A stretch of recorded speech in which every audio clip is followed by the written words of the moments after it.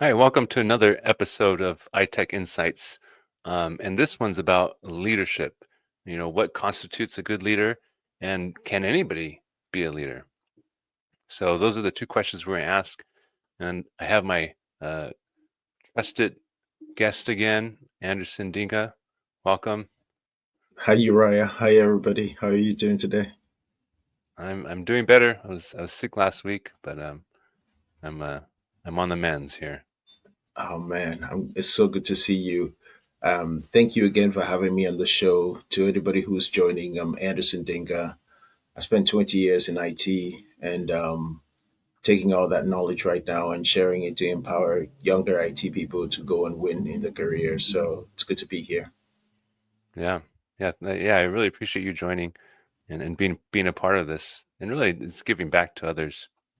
And so we're kind of talking about um, leadership, and maybe you're not in audience, you're not in that role right now, you're not in a management role, but could you be a leader? And that's one of the topics is leading without a title.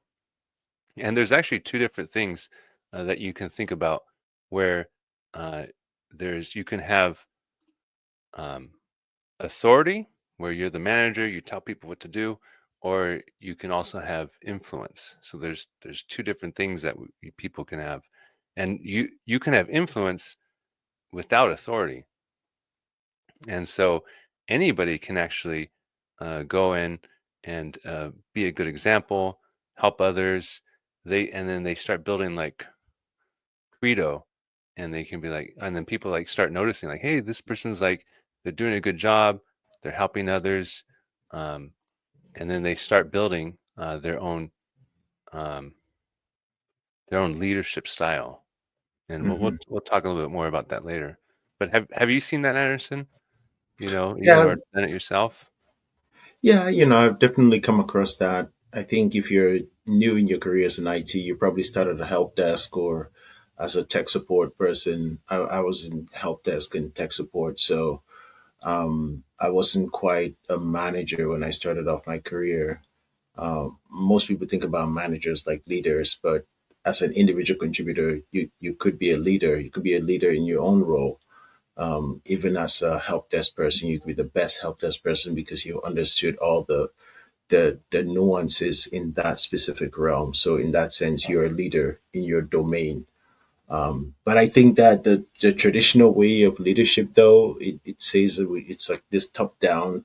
We always think that there are people at authority that need to be leader, but we all know we have seen the best leaders are the ones who go down into the trenches with the people who are not scared to like roll their sleeves up and get dirty. So I like this approach of leading without a title. Right? It's a really good approach. You don't need a For the most part, you don't need a title. I haven't had a title in about 2 years now, and I would consider myself a leader in my domain. So yeah, I love the topic.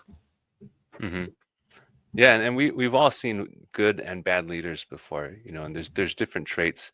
I even made a slide of some of these, because I was thinking like, okay, well, what makes a good leader versus a bad leader? And you know, we I won't read them all, but you think about a good leader empowers other people, mentors them, really helps grow the individual. Whereas, Absolutely. and they're good listeners.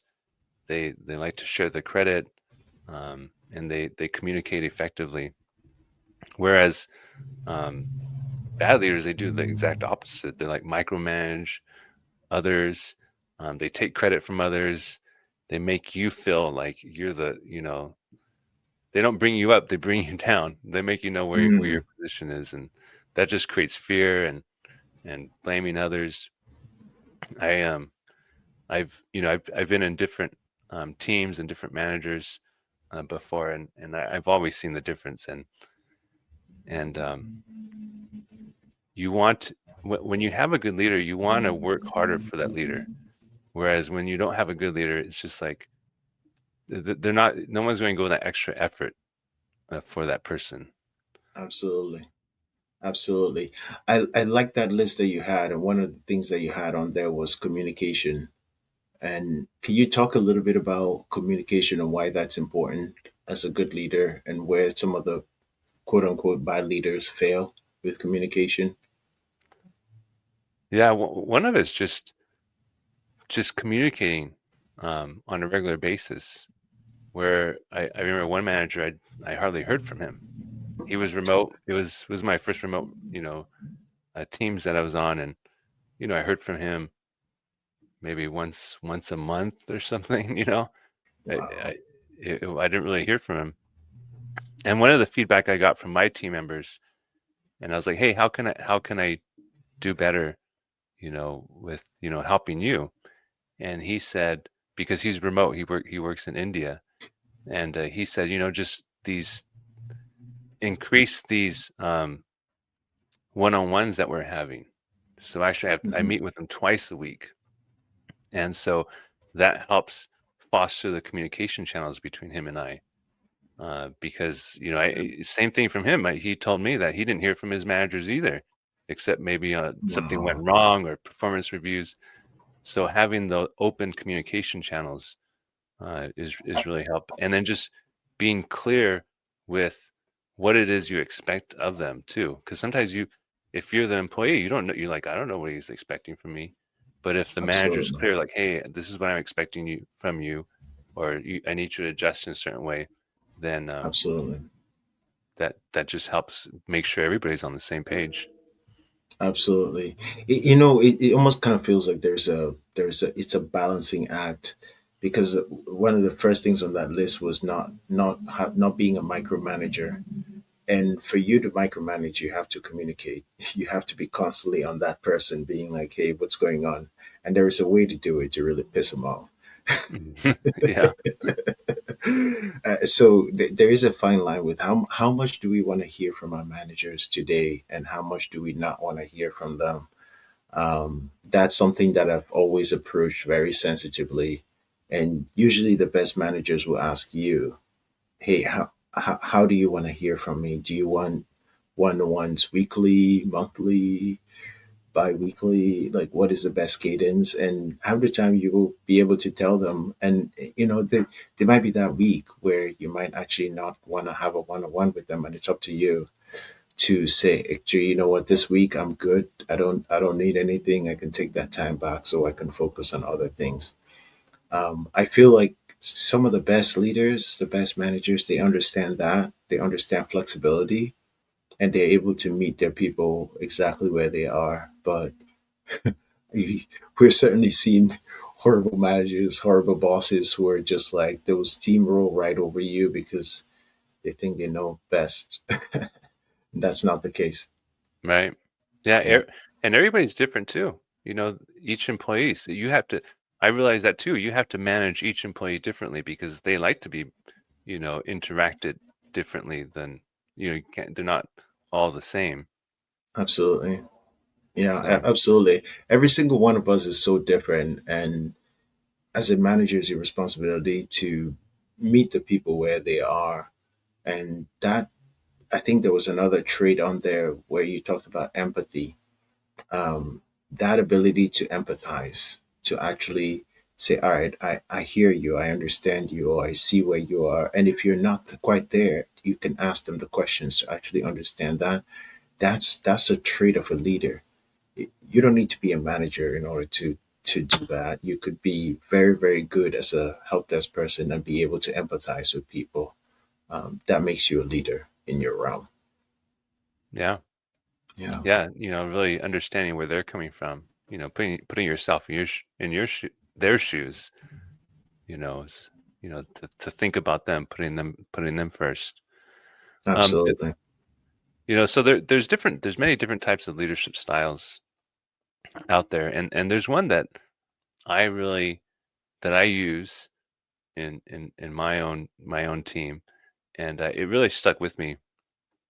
And uh, and I heard about a few years ago, quite some time ago back actually, when we were in LogMeIn, and it was under the idea of servant leadership.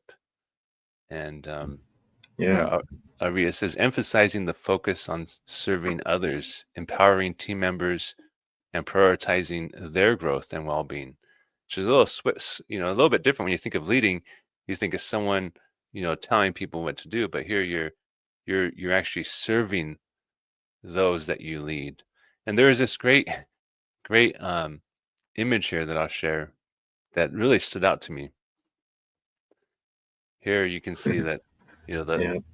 the employees are like pulling the stone, whatever that mission may be, and the boss, he's on top. He's just telling people, keep pulling, keep pulling. And here at the bottom, here the leader is the one pulling right with them.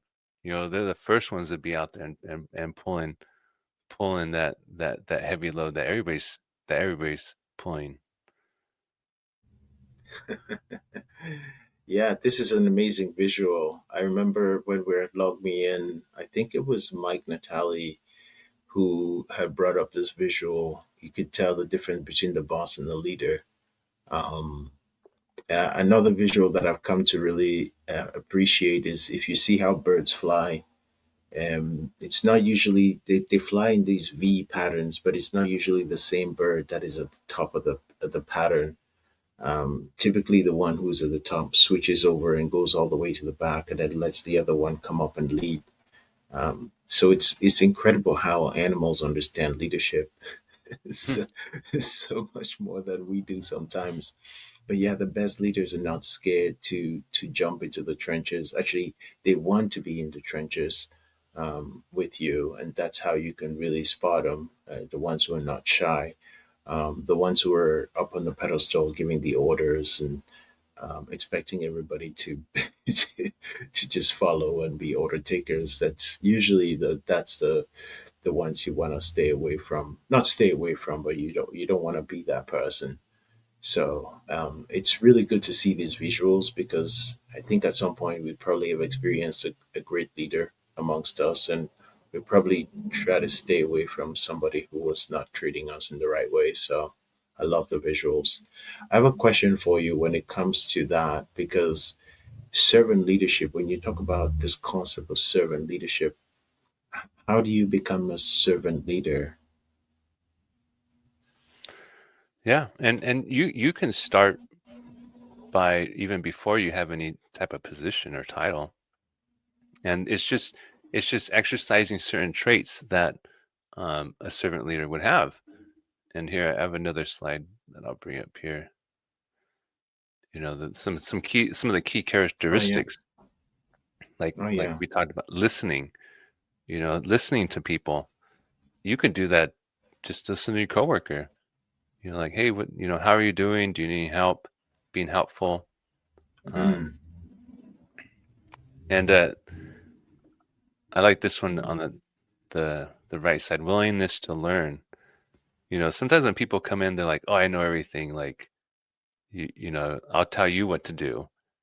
But even as a leader too, you being willing to learn from others and just having that humility, knowing that you don't know everything, and that you say, okay, well, tell me what I don't know. Find my blind spots that I have, and that makes a great leader because then you're not just relying solely on what you know, but what the collective of the team knows, and then it makes everybody better.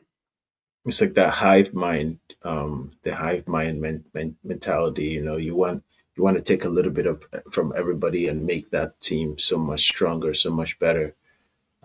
It speaks to my passion for diversity and inclusion, but it also speaks to my passion for personal development.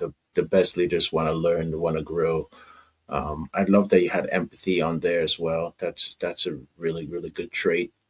um, yeah, those are some fantastic traits for servant leadership. I never really understood the concept of or it's a mindset. I think a lot of this is really a mindset, and if you could shift your mind from that place where you feel like you need other people to serve you Hmm. versus you're here to serve others, it's a game changer. Yeah, it's a game changer.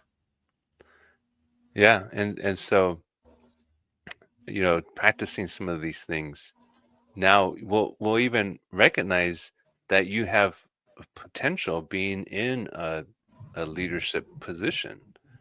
So if that's something that you're interested in, just kind of start acting like it. Not like you're telling people to do, but acting like helping others. Like, hey, I want to help you. And that's what I did when on some of my other teams. I was always very helpful with other people when they had their questions, being patient with others, not always getting upset, like, oh, you don't remember that, or I told you that already. And then they see it, and then they start coming to you naturally, and Yeah, they come to you for advice. They come to you for their issues, when they need help. And so, and then even the management team will notice that, like, hey, like that, you know, that person's already acting as a leader. Maybe should we, consider him absolutely. or her for, a leadership position. Absolutely. So much of the time when leaders and managers in the company come to you for a promotion, it's not necessarily about the technical skills that you've got. Um, Most of the time, it's the people skills that you've developed along the way. And when we talk about those people skills, sometimes we call them soft skills. I don't know why we call them soft skills, but I think those are actually the Hmm. harder skills. Those Yeah, are actually yeah, the harder skills to get. Being able to listen to people, being able to negotiate and come to consensus. I remember there was a time I understood that being a great help desk person was being able to close as many tickets as possible. But the point was not closing the tickets. The point was, can Pam go back to work with a virus on her computer and still be able to get her job done?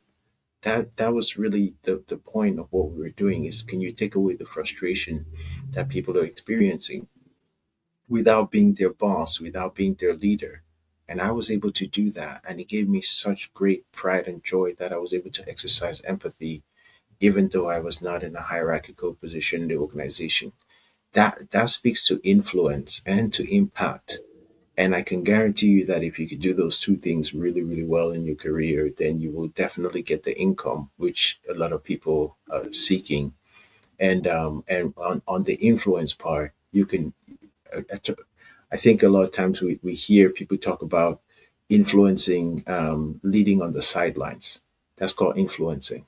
You don't need to be in a position of hierarchy in order to influence. You could be on the sidelines and still lead people in the direction you want them to go. Remember, so many times when we were in IT, we'd be rolling out the next best thing. But we're rolling out Office 365 today. A lot of people will probably be, yeah, no, I'm not ready for Office 365. I'm not your boss. But hey, you know what? Guess what? I'm going to show you the benefits of this tool and why it's important for you to be on the latest and the greatest. Half the time it was coming to consensus with people, and that requires a certain amount of finesse, empathy, and all of those things that you're discussing. So I really enjoyed this conversation, Uriah. yeah, yeah. And I think of, yeah, I remember one time one of my managers told me, when we were on the service desk team, he said, I'm here to help you guys to make sure that the team, that you are successful at your job. If there's something blocking you from you doing your best work, that's where I come in. That's where I'm the one who's supposed to unblock these things and to help Absolutely. you, so that you're performing the best. And so that's I always think of that too. When with my team now, like what's blocking them? How can I help? So that they're Absolutely. performing the best. Yeah.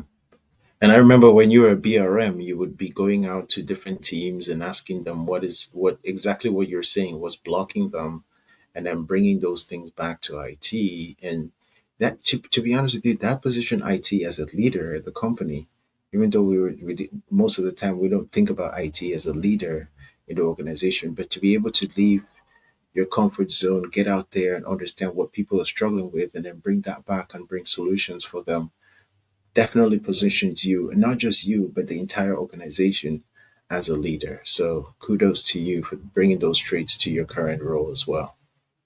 Yeah, yeah, thanks. And so it just goes to show you can build these skill sets now without having that position.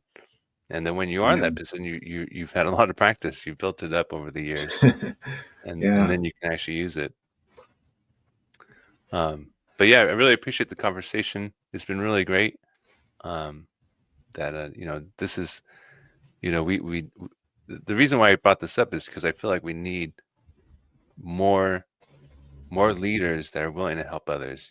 Better leaders, and because that's really like the the the center of a team that helps it to be successful.